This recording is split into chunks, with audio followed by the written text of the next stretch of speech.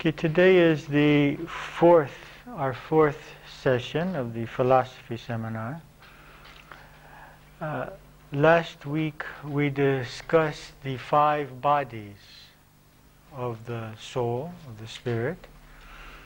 And previous to that we discussed the concept of unity, that the divinity is actually unity, and that all beings in the universe, humans, animals, plants, and even if we want to consider the earth and the stars, and the suns and planets beings, are expressions of this one universal consciousness.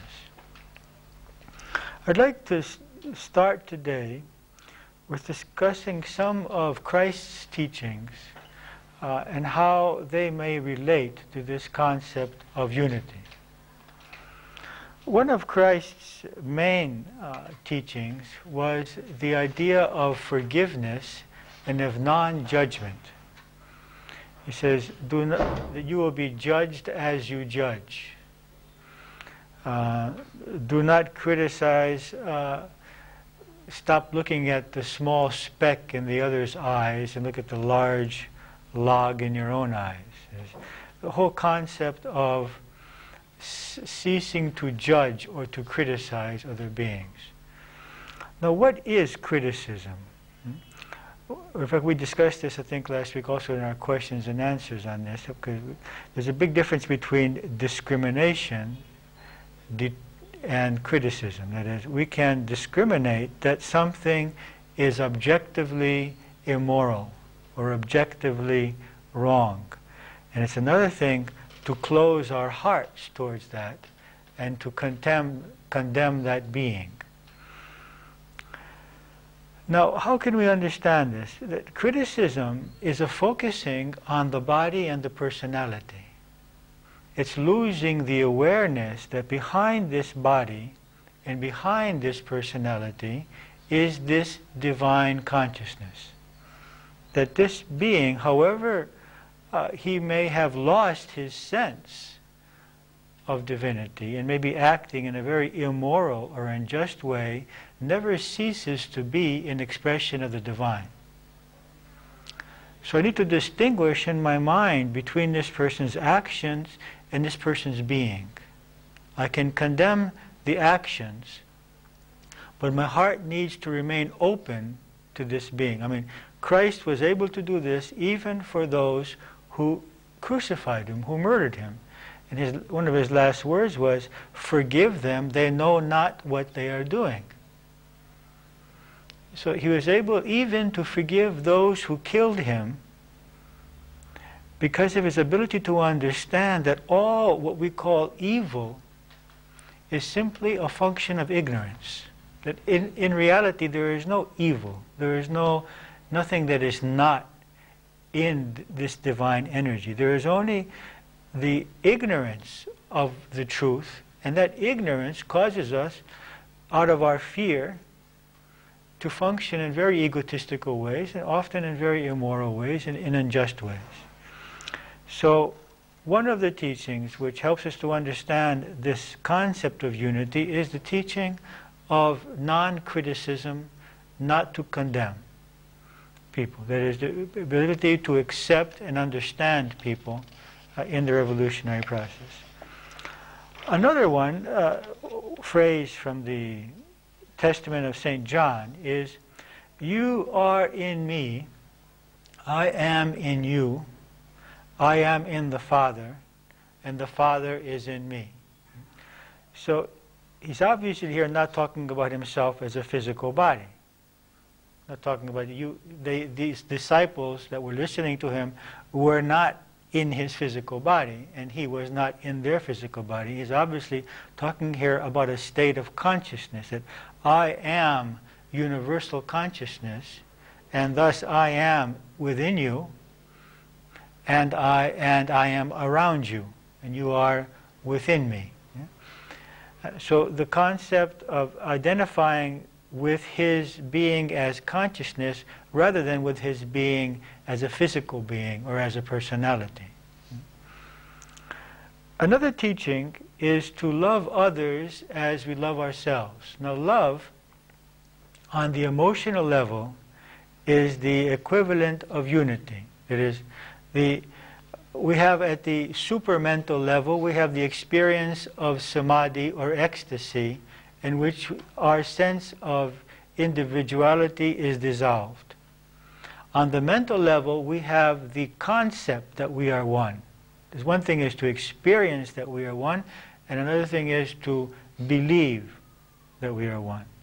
And then on the emotional level, we have the feeling of love, which makes us want to unite with others in various ways. It could be physically, it could be emotionally, it could be mentally, it could be spiritually.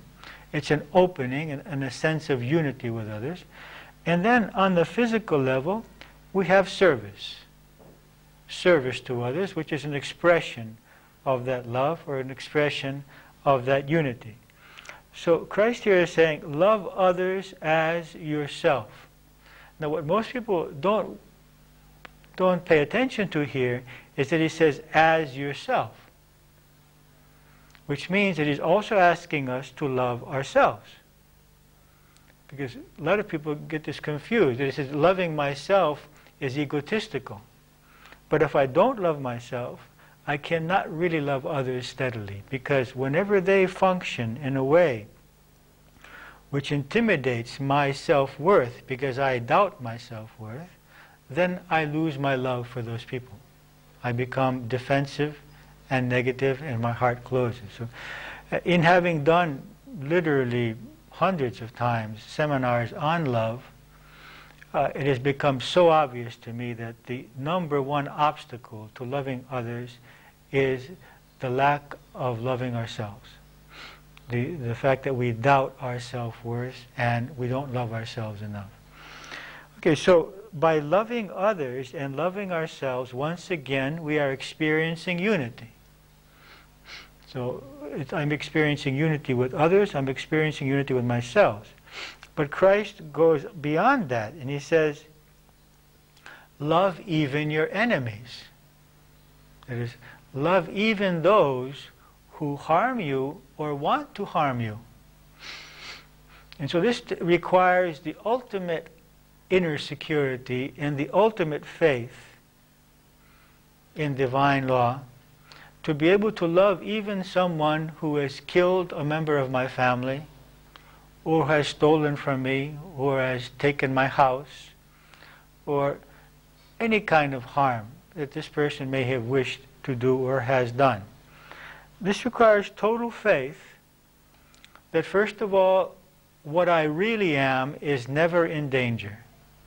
I cannot really ever be in danger, because what I am can never die, and what I am can never lose anything, because nothing. It needs nothing. I am fulfillment itself. I am complete within myself.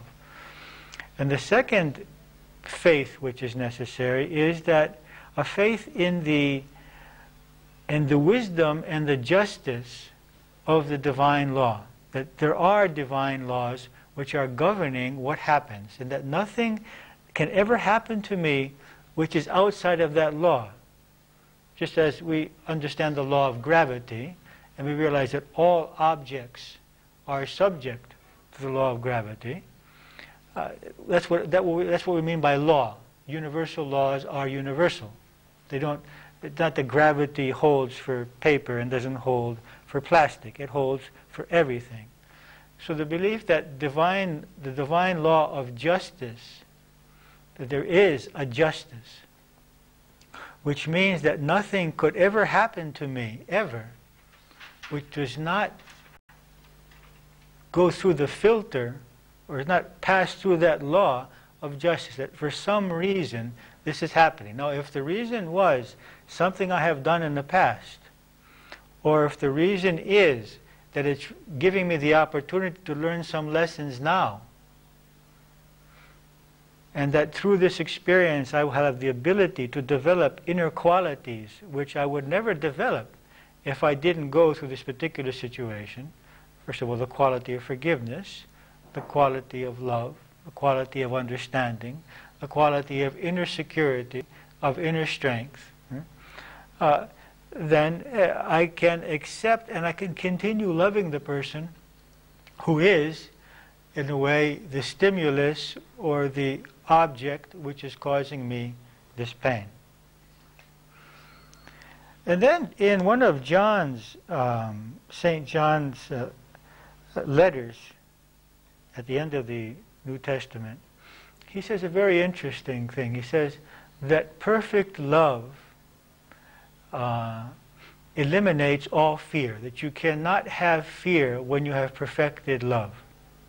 And for a number of years, I meditated on this, tried to understand what relationship could love have with fear. Why would perfect love? And then I realized that when you experience perfect love, you experience perfect unity. And when you experience unity, you cannot fear. You can only fear someone or something from which you feel separate. Did I talk to you about did I tell you the story about my friend in the mountains of Colorado? No. I had a friend who was repeating this mantra. It was actually the Gayatri mantra, like a prayer. He was walking through the mountains there, and he was repeating this mantra over and over again, and he was just getting so ecstatic and so happy as he was walking through the mountains. And he came to a state in which he was just shouting this mantra and feeling unity with the sky, with the trees, with the mountain itself. And he's running down this path like a crazy man. And he falls upon this mountain lion, which are quite dangerous, actually. And he looks it in the eyes, and he says, and he feels this love for this mountain lion. He says, "Don't be afraid."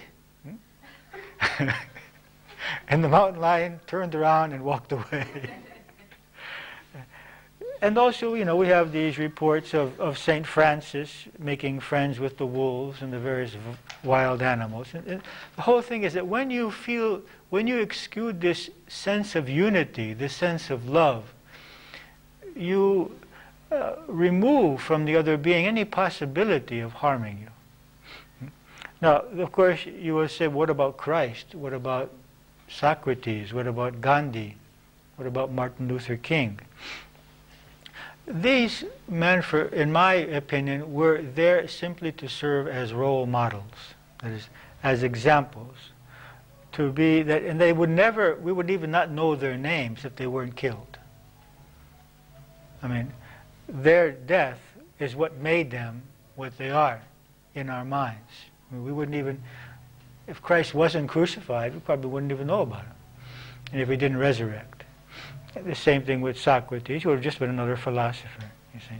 So these are deaths which are created in order for humans to have in their psyche these models, these frames of reference, in order to understand certain qualities. Now, some other passages from the New Testament. There's a place where Christ says, when the kingdom of heaven comes, they won't say, oh, here it is, or here, there it is, because the kingdom of heaven is within you. So it's not a place. It's a state of consciousness. I mean, there's no other way to understand this. The kingdom of heaven is within you. It's not up in the sky, and there's no one sitting on some throne. It is a state of consciousness, a state of awareness, which you come to when you get free from fear, when you get free from the illusion of separateness from everything, when you experience unity. And then in St. John, that the message that God is spirit, that God is not so much a person. God is spirit. It's a spiritual energy. And then also this is from Paul's letters to the Corinthians. Surely you know that you are God's temple and that God's spirit lives in you. Okay, so a problem has been created in Christianity throughout the years, in which I don't know why this happened. People were given the message that God is something outside of themselves, something foreign to themselves, a being who judges them and who will punish them. Obviously, this is not what the real message was. You are the temple of God, and God's Spirit lives within you. He's not this man with a beard sitting up in heaven, looking over you, condemning you, and punishing you. It is spirit, it is consciousness, it's energy, and it's within you. And then the words of Christ himself. Christ says, you are God's. We know that what the Scripture says is true forever, and God called those people gods. So Christ himself says, you are God's. Another one from Paul to the Colossians. And the secret is that Christ is in you, which means that you will share in the glory of God. So those are just some passages which help us to understand that the concept of God as universal consciousness, as an omnipresent consciousness energy motivating all beings, is not a concept foreign to Christianity. Although many Christians may have not ever been offered this idea, it is an inherent aspect of Christianity. Now, I'd like to change subject, and we're going to discuss suffering and the cause of suffering. What causes human pain? Now, we're talking to some degree about physical pain, but mostly we're talking about emotional pain. What causes human suffering? The word in Sanskrit for suffering and for the cause of suffering is klesha. K-L-E-S-A, klesha. If you'd like to look at one of the papers that you have, it says how we create suffering on top. And you see up above we have the spirit. Now, the spirit, when it projects its consciousness into the physical realm, is subject to what in Sanskrit is called maya. Maya means illusion. We might also call it amnesia. That is, the spirit forgets its nature. In the example of the light bulb and the electricity, if the electricity is the spirit, when the electricity starts to express itself through the light bulb, it forgets that it's electricity in this model and thinks it's the light bulb. And from the moment it thinks it's the light bulb, it believes that its existence is dependent on the light bulb. And if the light bulb is going to be broken, this electricity, which has forgotten its real nature and thinks it is the light bulb itself, is afraid, of course, of the light bulb being broken. And so I, as universal consciousness, living in the body, having lost the awareness of my true nature and identified with myself as the body, I'm afraid for the body to die.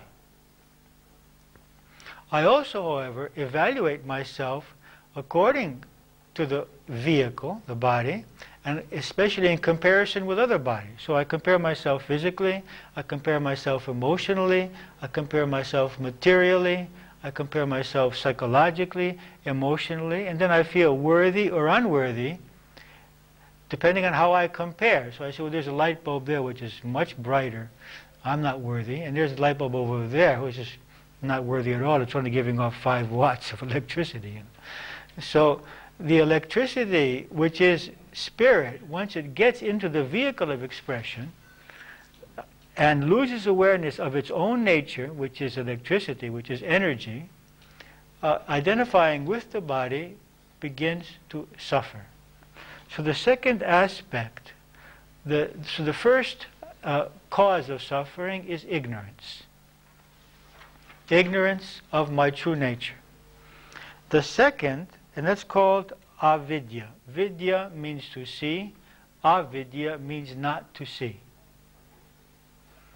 Okay. The second cause of identification, of suffering, is the identifying with the body and the personality. This is called asmita. I identify with the body. I say, I am this body.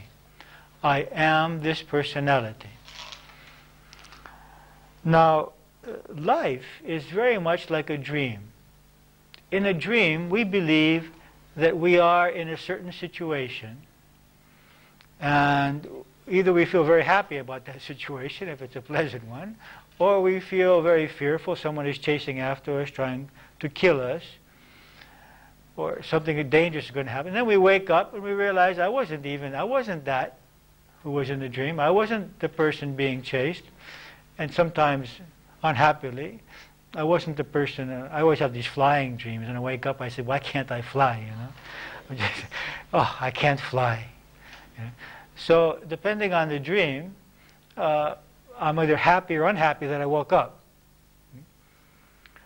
The same thing is told to us by those who have had near-death experiences, that when they have left their body in surgery or in a car accident, it could be even for 15, 20 minutes, and the body is clinically dead, which means that the brain and heart have no function. They see the body down there, full of blood, dead, see everybody crying, see everybody trying to bring the body back to life, and they're fine. It's just like waking up from the dream. Just as we wake up from our dream in the morning and we say, well, I wasn't that. They wake up from the dream and say, oh, I'm not the body. I'm not that. Here I am. I'm up here and I'm looking at that down there. And I'm not that. And they experience this incredible peace. And of course, very few ever want to get back into the body. And when they do get back into the body, their lives has changed totally. Because now, with that awareness, which is not a matter of faith anymore, it's not a matter of belief anymore, it's a matter of experience. They have no more doubt, and they're much more relaxed about life, and their values change. They give much more importance to spiritual life, to spiritual development, and much less importance to matter, because they realize very clearly that they're going to leave everything behind them. Okay, so the second cause of suffering is identification. Now, once I identify with the body, then three other causes are born. One is called raga, which means attachment. The other is called dvesha, which means aversion. And the third is called abhinivesa, which means attachment to life in the physical body, which is a very special attachment, which we separate from all the other attachments. It is, and here Patanjali says that even the wise find it difficult to overcome this. For example, however wise a person may be, the instinct is to save his body. I mean, if a car is coming at him, if he's about to fall off a cliff, always the desire will be to stay in the body. That doesn't mean, of course, like Christ and like Socrates, that they wouldn't approach death calmly if that serves some spiritual purpose. I mean, both of them were told, either you stop saying what you're saying, or you're going to die. In both cases, it was the same. He says, okay, well, I'm not going to stop saying what I'm saying. This is the truth, and I'm saying it. So if you want me to die, I'll die. So they were able to overcome the fear of death. Their principles and their purpose in life was higher than the fear of death.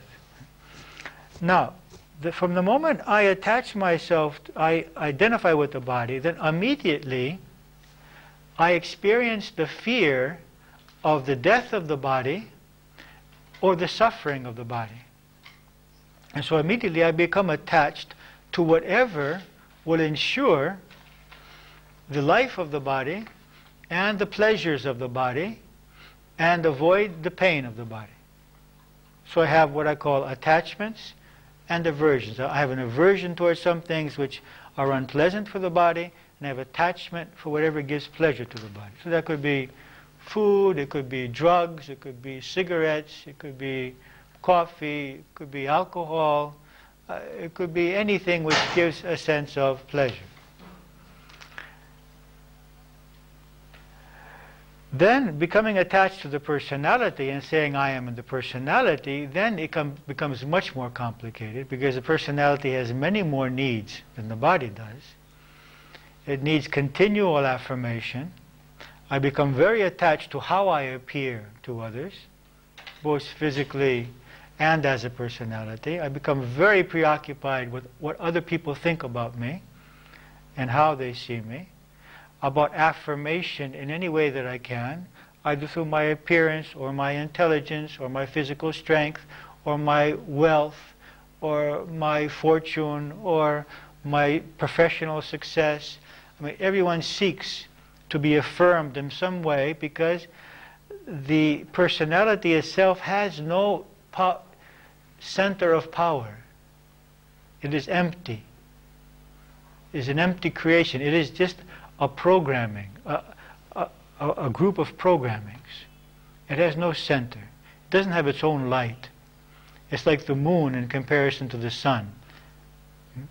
So this emptiness of the personality causes us continuously to try to manipulate our reality, to control people and to control situations, so that we will be able to experience security and affirmation and fulfillment through the external environment, because we don't have yet internal fulfillment or internal security or internal self-worth.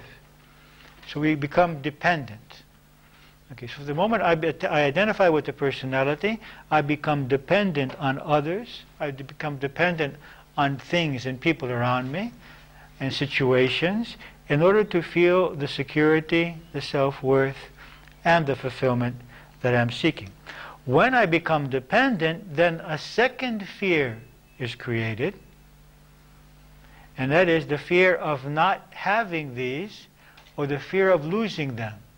So it's not like because I have a spouse that I relax, or because I have money I relax, or because I have health I relax. Then I live in the continual subconscious fear of losing them, and often sacrifice my values, sacrifice my conscience, sacrifice my dreams, sacrifice my life goals, just so that I don't lose some of those external sources of affirmation, security, or fulfillment.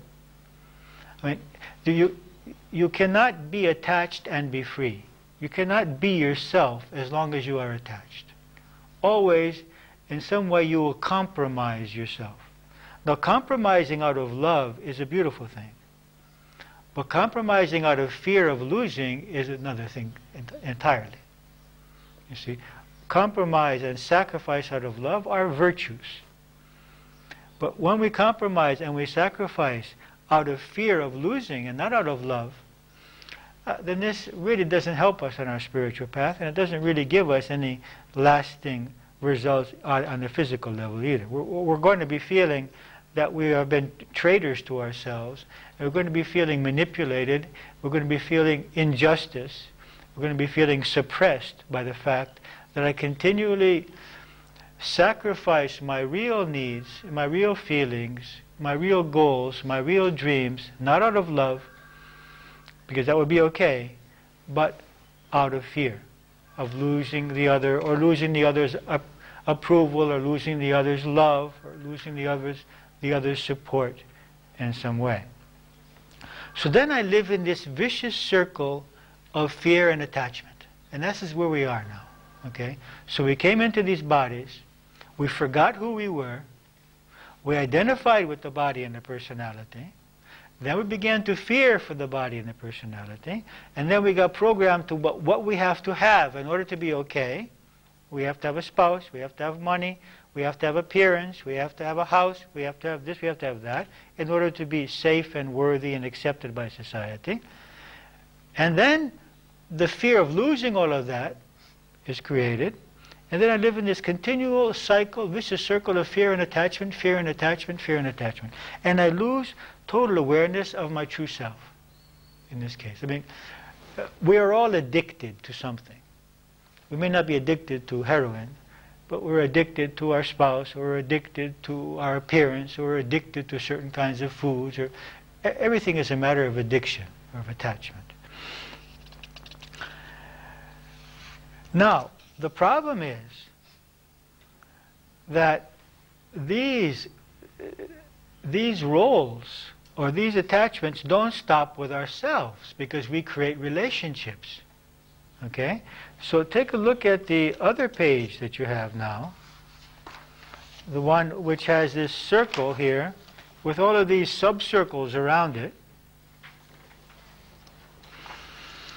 Okay, so in the center is our soul, or I guess that should actually be spirit there, as we have defined spirit. And then we have CB, that's the causal body. And then we have HI, that's the higher intellect. Then we have the mind. Then we have the energy body. And then we have our body. So we have this spirit encased in these 5 bodies that we discussed last week. Okay? Now the thing is that once we identify with this body, say for example the attachment outside up here, then we're concerned about its health, any pains that it has, its comfort, its appearance, and all its desires. So I sit to meditate, and I want to experience my true self, and immediately my mind goes to what I need to do today, how I need to control reality in order to get from my body what it needs. How it can improve its appearance, how I can avoid its pain, how I can fulfill its pleasures. This is not too bad. That doesn't occupy us too much. But what happens now, we get a partner, okay, and we create a relationship. So now when we sit to meditate, we're not only concerned about our body, but we're concerned about our partner's health, our partner's behavior towards us, our partner's safety, our partner's appearance in society and to our family. And especially in the East, we don't just marry a partner, we marry a family. Okay? So we have this whole family around the partner, which comes along with the deal. Okay? His parents, his brothers and sisters, and all of their problems, and all of their perceptions, and all of their ideas and beliefs, and their problems. Okay? So now when I sit to meditate, the mind, it's very difficult to pull the mind out of all of that and experience my true nature. But that's not enough. We make children, okay? So now we have the problems of the children, we have the health of the children, the success of the children's behavior, the children's appearance, and of course the children's safety. So now you can see that the mind is getting more and more engaged. There are, with every role, the role that I am the spouse of this person, and that I am the parent of this other soul in the evolutionary process, immediately creates more attachments. Every role has its own attachments. So when I say I am the body, I have certain attachments. When I say I am the spouse of, then I have more attachments. When I say I am the parent of, I have more attachments. Now, let me tell you something before we go on. This does not mean that the spiritual process means saying that I am ignoring my spouse or ignoring my children. Obviously, that would not be the proper thing, and there would be no evolution in that. Evolution can never go against love or duty to loved ones. What it means is that I am not identifying my safety and my self-worth One thing is to love my spouse. Another thing is to evaluate my safety and my self-worth through my spouse. Another thing is to care for my children. Another thing is to say, I am worthy if my children have this degree or have this success. See, in those cases, I am trying to take from my spouse or take from my children security and self-worth and fulfillment. So the problem here is not having a spouse and children. The problem is not giving and serving and loving. The problem is wanting to get from them and from their lives our own sense of self-worth and our own sense of security. Rather than digging deep into our own spiritual nature, taking our security and self-worth from that and giving to the spouse, giving to the children, and not being concerned about not believing that my security or my self-worth are in any way dependent on what they do, what they don't do, how they behave, how they appear, or even their health. We can want to help someone be healthy, but we cannot create their health. I know this very well because I've been trying for 30 years to create health for people. And you just can't create someone else's health. They have to want it, and they have to do what they need to do to create it. Okay. Except for that, now we have our profession. Okay.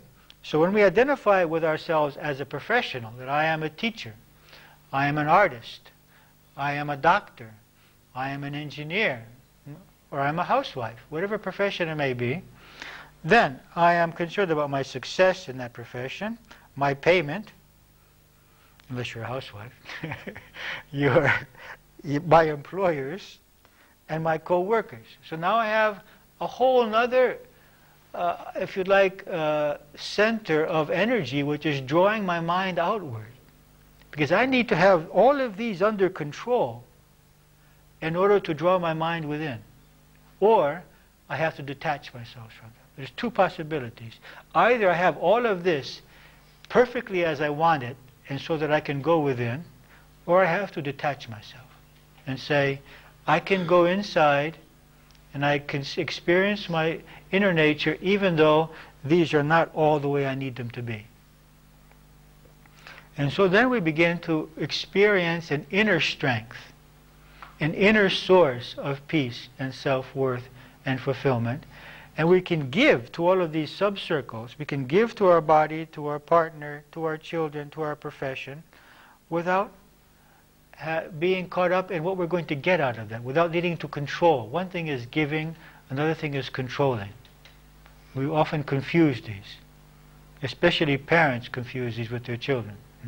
One thing is to give and support a child, another thing is to control the child so that the child becomes what I need the child to become in order to feel my self-worth as a parent.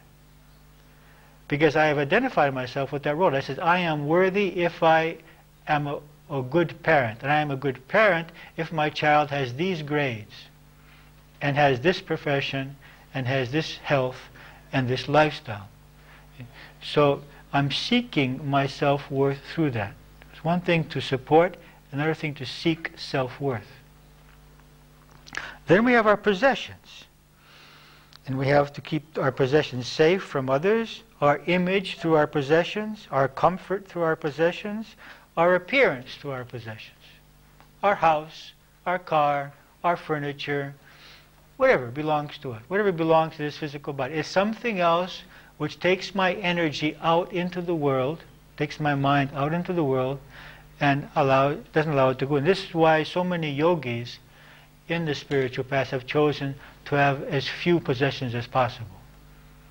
Because it's just another time waste, another energy waste, and not only that, it's also a mind waste. The mind has to occupy itself. And now we have our parents. Okay, so we have our parents' safety, our parents' health, our parents' behavior towards us, their appearance, their approval, which is very important to us, and their problems. So now I have another magnet outside of myself, drawing energy out, drawing the thoughts out into the outside world. And then we have our friends. And we have their problems, and their approval, and their health, and their behavior. And then we have our abilities and our talents, and how we compare to others, and how whether we are recognized for our abilities and our talents, and the results of our abilities and our talents. So for example, I identify myself as a painter, or as a dancer, or as a cook. And I say, well, I am worthy if my cooking is loved, or my paintings are appreciated, or my lectures are well received. So, you can see what's happening here. We have this in the center, this spirit, which needs nothing of all this, which is Sat Chit Ananda, which is totally full within itself. It needs nothing. But upon incarnating through these 5 bodies and identifying with those bodies, experiences fear, and then seeks to control the world around itself, and to take from the world around itself a sense of security, a sense of self-worth, and a sense of fulfillment. Again, I remind you, the problem is not having all of these. And definitely the problem is not giving to all of these. Giving to our parents, giving to our children, giving to our spouse, serving society through our profession, giving to our friends. There's no problem with all of that. The problem is basing our security, self-worth, and fulfillment upon them and trying to take. Of course, though, the spiritual process then is a process in which we gradually, by the process of disillusionment usually, and realizing that people cannot give us what we are looking for, that the world cannot give us. It's a matter more of exclusion than anything else. By having been disillusioned over and over again, we are forced to look in and find from within ourselves that which we are seeking until now to get through others or through objects. Objects or positions or new things or people can make us happy to a certain extent and for a certain period of time. But everything is in a process of change. So the only real solution is to develop this inner source.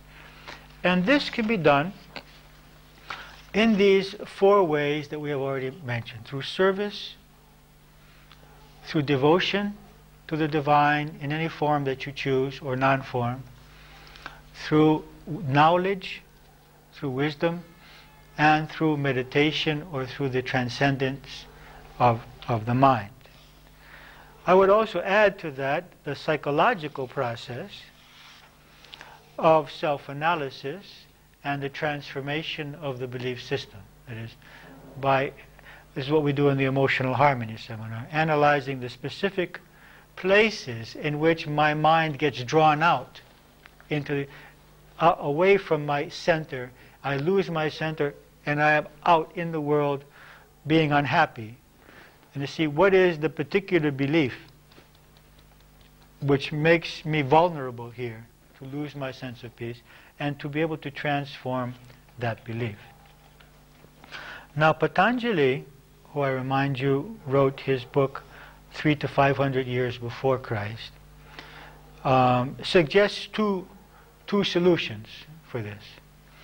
One solution is what we already employ in the Emotional Harmony Seminar, and that is called the involution of the emotions. That is, I notice that I have a negative emotion. Okay.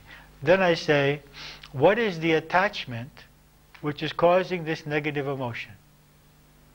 When I discover the attachment, then I ask, what role am I identified with here which creates that attachment? Because every attachment comes from a certain role. The role of the body, the role of the spouse, the role of the teacher, the role of the parent, the role of the child. I am playing some role here. The role of the spiritual person. And then I say, when I discover the role, I say, I am not this. I am spirit. So it's a combination of psychological analysis and spiritual affirmation.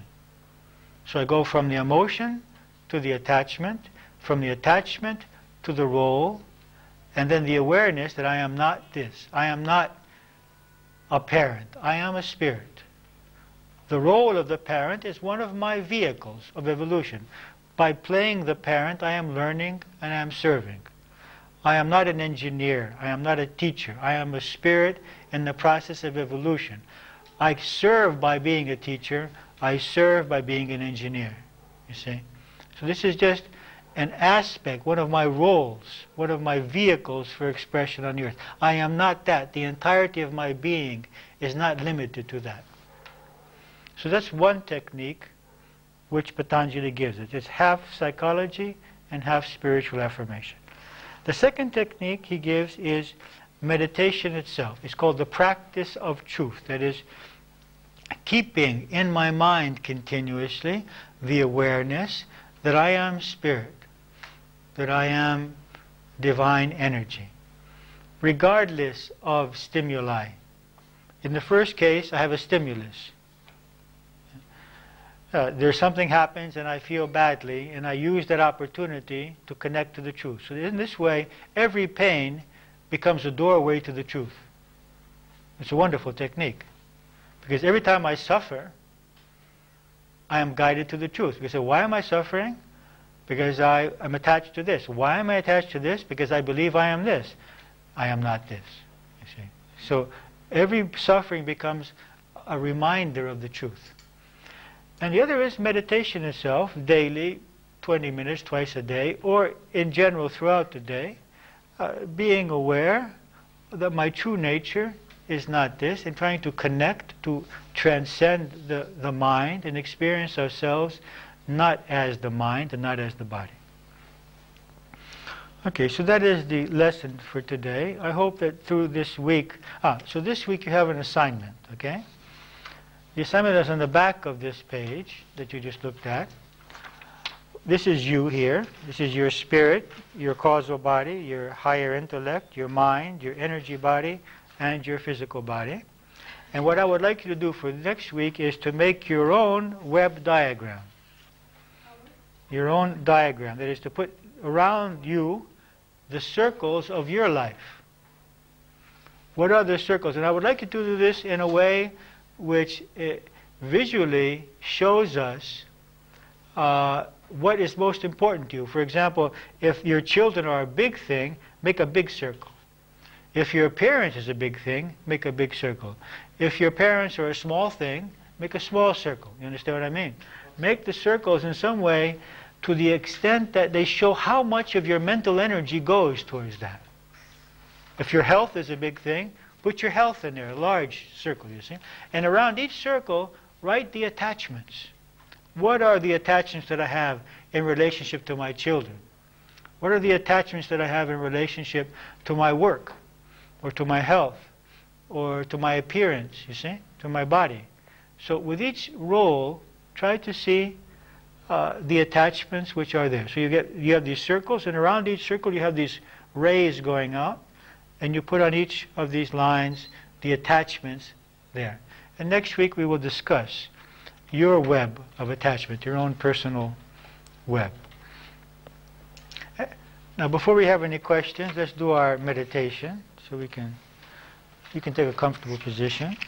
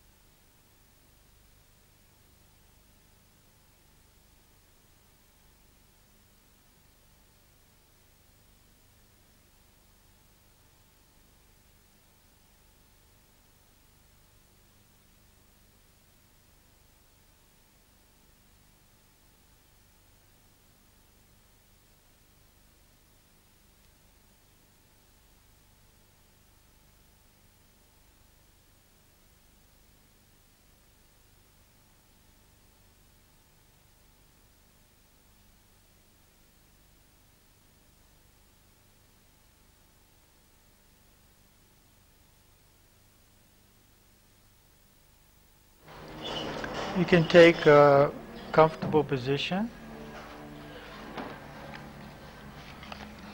your spine straight.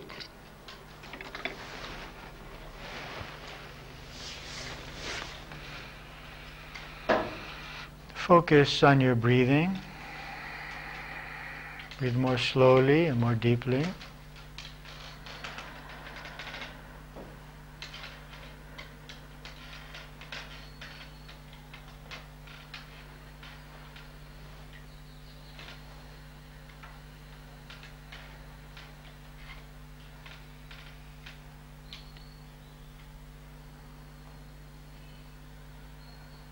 With the help of your breathing, allow your spine to become more straight.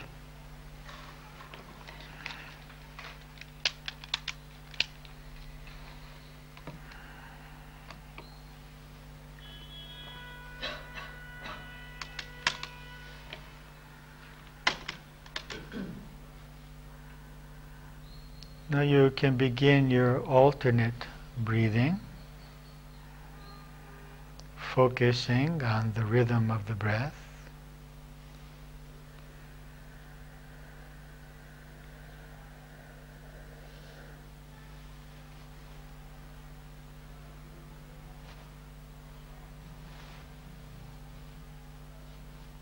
Allowing the energy to flow upward from one center to the other.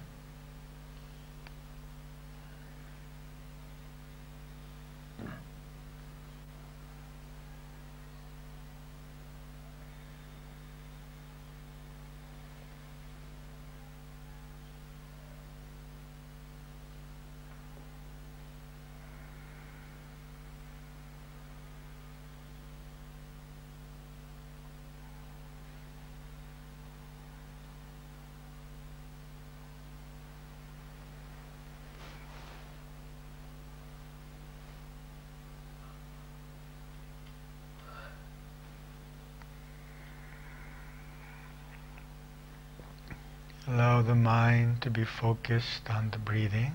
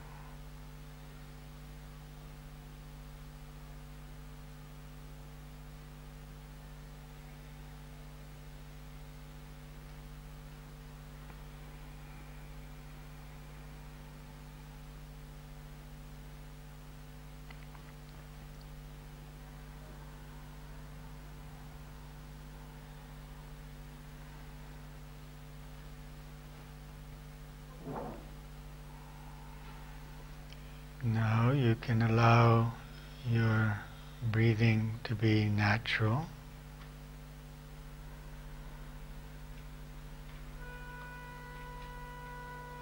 And allow your legs to be relaxed.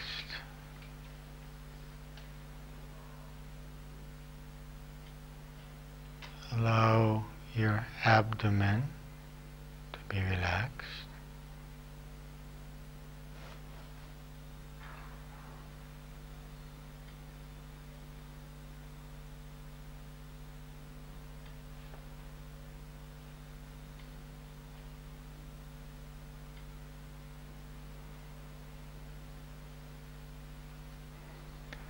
Allow the solar plexus to relax.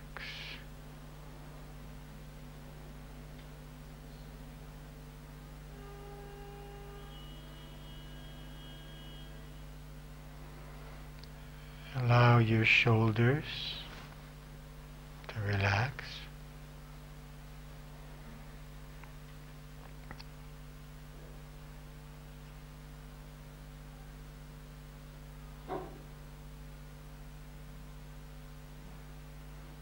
Allow your face,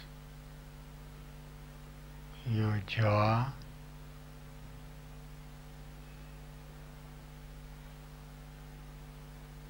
your cheeks relax.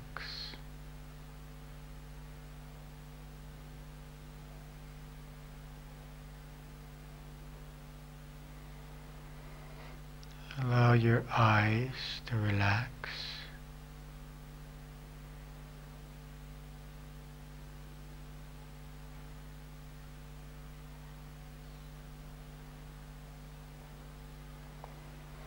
And feel your forehead. Allow your forehead to relax.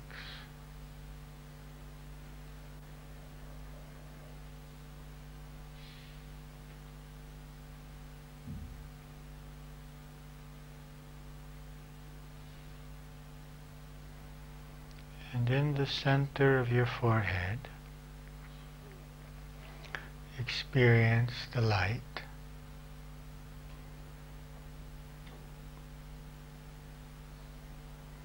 Allow the light to grow, to increase.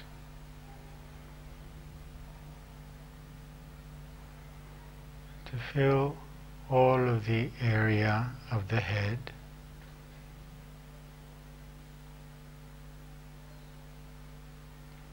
Flowing into the brain, relaxing the brain.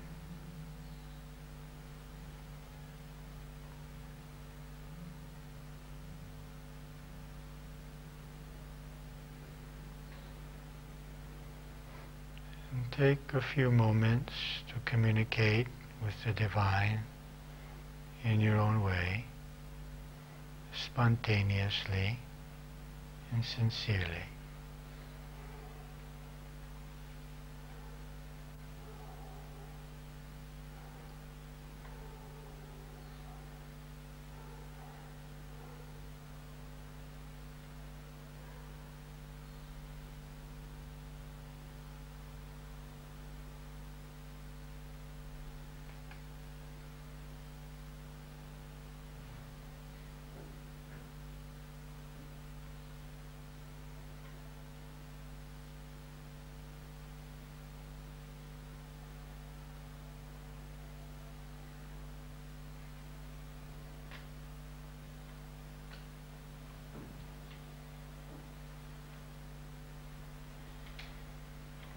Now,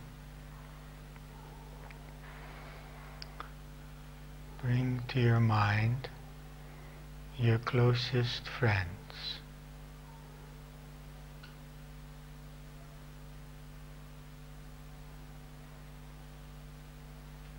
And allow them to be encircled in a sphere of light.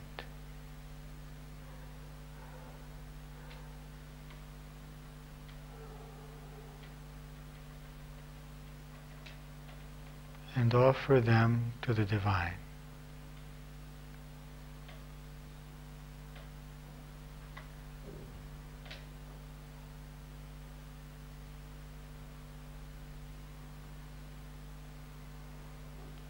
Into your mind come your parents.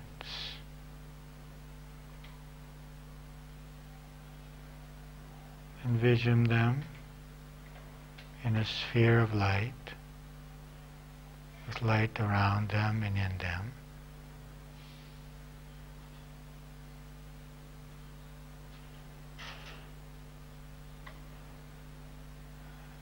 And offer them into God's hands.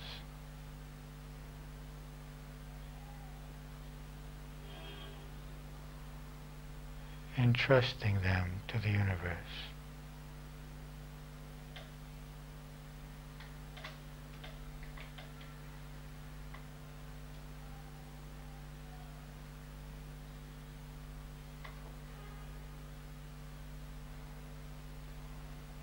Into your mind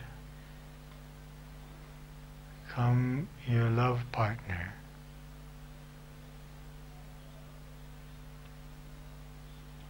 Allow him or her to be in the sphere of light.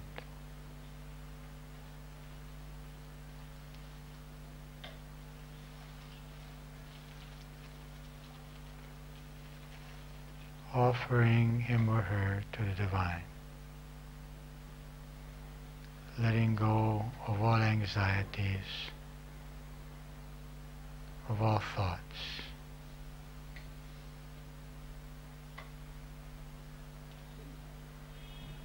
And if you have children, let your children come into the sphere of light.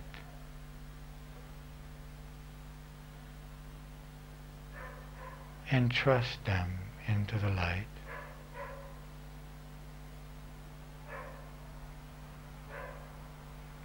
Let go of all thoughts and concerns.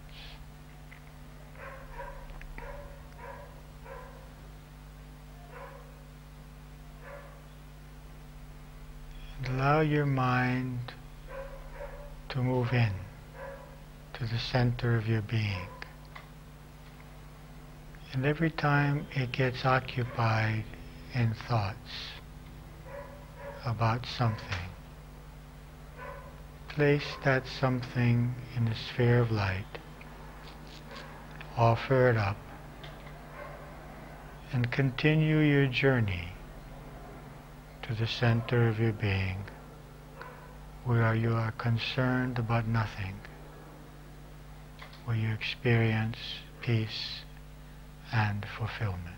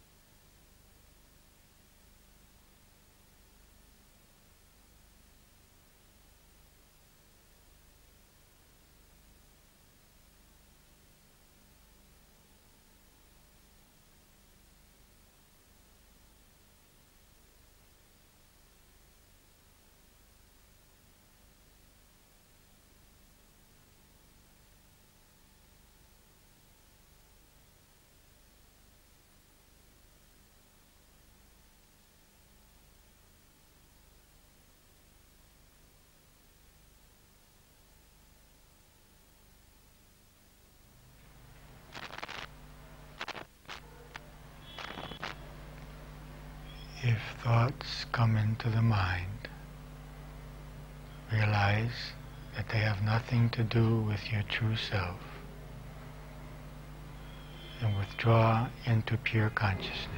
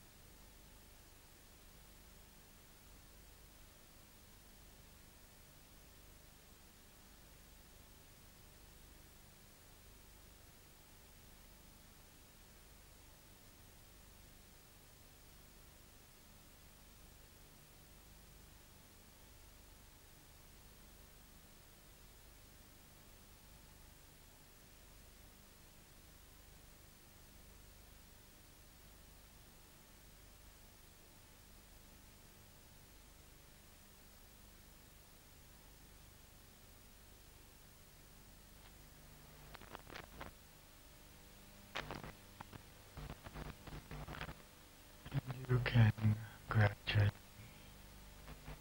let go of the concepts,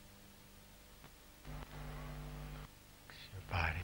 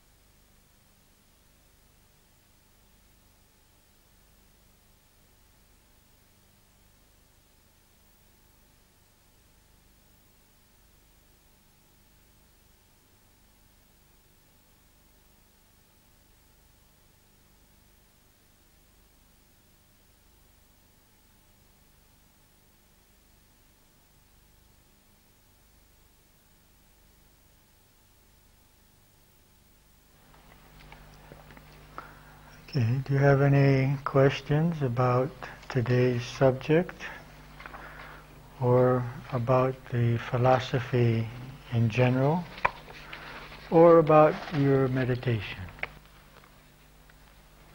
quite interesting. I've just started reading a book called Stepping into the Magic. Stepping into the magic. Yes.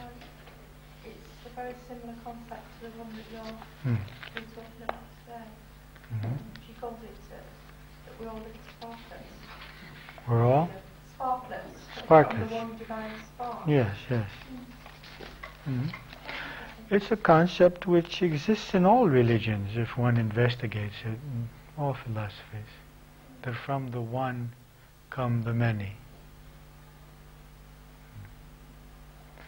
Anything else you'd like to? No? Maida? I have a problem with meditation. I can't concentrate for more than 10 minutes. And it's as if I have a clock ticking. Every time I open my eyes, it's exactly 10 minutes. What do you feel after 10 minutes that causes you to want to? I don't know, it's not that my body feels a pain or something. I'm used to this position. But it's, I'm thinking at the time, I can't do it anymore, I can't go on, I have to open my eyes, and then I do open my eyes, and it's 10 minutes, and I can't continue. What is it that's unpleasant for you that says I cannot go on? Is it the boredom? No, Is it I can't exclude, exactly. after a time. I'm not on Longer such today, an accurate clock, but I can't go today. 20 minutes. But then I get thoughts intruding. Well, I have thoughts intruding too. We all have thoughts intruding. But just what exactly do you feel? I don't know, maybe I thought that the problem is that they don't have a specific object of concentration. I just like to stare at this big black dark screen that, when I close my eyes, and I like just to stay still and feel this quiet. Okay, look, let me make a suggestion. And when you start having these other thoughts and feelings, just observe them. Let them then become the object of your awareness. And just observe your tension. Observe your anxiety. Observe your discomfort. Become the witness. You see, and this will give you eventually the ability to observe your emotions in your daily life. This will help you to exercise the ability to become separate from the functioning of your mind. Your mind is doing something here, and you're observing it. At some point you stop observing it, because until that point you're just observing it, and then it takes over. Yes, it does. Okay, so you just develop the ability to say, okay, I'm just watching this. I'm watching my mind do this thing. My mind is doing this, and you just watch the mind doing that.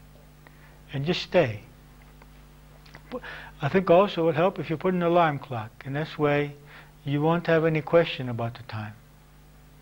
So if you put an alarm, says, okay, I'm just going to stay here.